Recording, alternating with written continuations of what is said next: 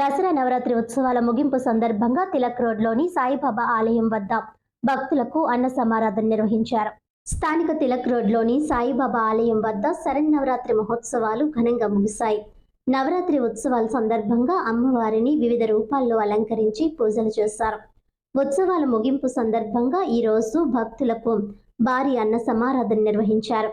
ఈ కార్యక్రమానికి మాజీ ఎమ్మెల్సీ ఆదిరెడ్డి అప్పారావు హాజరై భక్తులకు అన్న ప్రసాదాలు వడ్డించారు. ఈ సందర్భంగా ఆయన మాట్లాడుతూ నవరాత్రి ఉత్సవాలను అత్యంత భక్తి శ్రద్ధలతో నిర్వహించడం జరిగిందన్నారు. ఉత్సవాల అనంతరం భక్తులకు అన్న సమారాధన నిర్వహించినట్లు తెలిపారు. ఈ కార్యక్రమంలో ఆలయ కమిటీ సభ్యులు పాల్గొన్నారు. నేటితోటి రాజమండ్రి తిలక్ రోడ్లో ఉన్న సాయిబాబా టెంపుల్లో అలాగే అమ్మవారి టెంపుల్లో శరన్నవరాత్రులు పూర్తి కానున్న సందర్భంగా ఎప్పటిలాగే ఆనవాయితీ ప్రకారంగా భారీగా అన్నదాన కార్యక్రమాన్ని ఏర్పాటు చేయడం జరిగింది. అందరూ కూడా ఈ ప్రాంతం వాళ్ళే కాక వేరే వేరే ప్రాంతాల నుంచి కూడా పిల్లలు, పెద్దలు, పురుషులు అందరూ కూడా చాలా బాగా వస్తున్నారు. ఇప్పటికే స్టార్ట్ అయిపోయి చాలాసేపు అయింది. సాయంత్రం 3 దాకా కూడా అలా వస్తూనే ఉంటారు.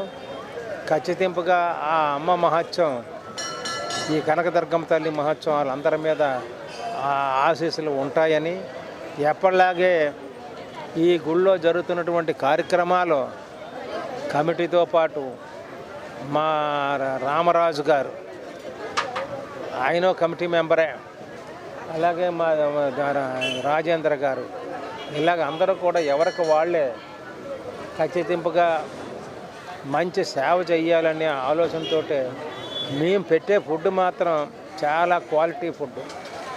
బూర్లు కానీ, అలాగే బజ్జీలు కానీ, కూరలు కానీ ఏదైనా క్వాలిటీ ఫుడ్డే పెడతాం తప్ప ఏదో అన్నం సాంబారు పెట్టే పరిస్థితి కాదు.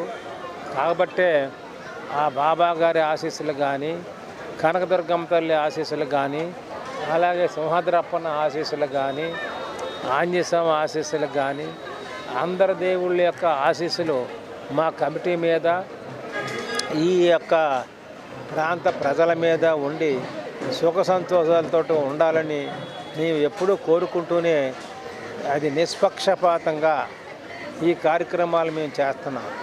ఎవడో పనికి మహల్లోడు ఒకసారి మాట్లాడాడు, వైఎస్ఆర్ గవర్నమెంట్ ఉన్నప్పుడు డబ్బులు ఈ బాబా గుళ్ళో డబ్బులు దొబ్బేసేసి నేను వ్యాపారం చేసుకుంటున్నానండి. ఆడు సర్వనాశనం అయిపోవడం మొదలయ్యింది. ఇప్పటికే ఆరోగ్యం దెబ్బతిని ఆడు రంగే మారిపోయాడు. ఇక్కడ యథవేషాలు ఎత్తే నీతి నియమాలతోటి నడుస్తున్నటువంటి ఈ గుడిని గురించి ఎవరో వ్యతిరేకంగా మాట్లాడినా ఖచ్చితంగా వాళ్ళకి భగవంతుడు పనిష్మెంట్ ఇస్తాడు, ఇస్తున్నాడు కూడా. కాబట్టే మేమందరం కూడా నిస్వార్థంగా ఇక్కడ సేవ చేస్తున్నాం, కమిటీ అందరూ కూడా.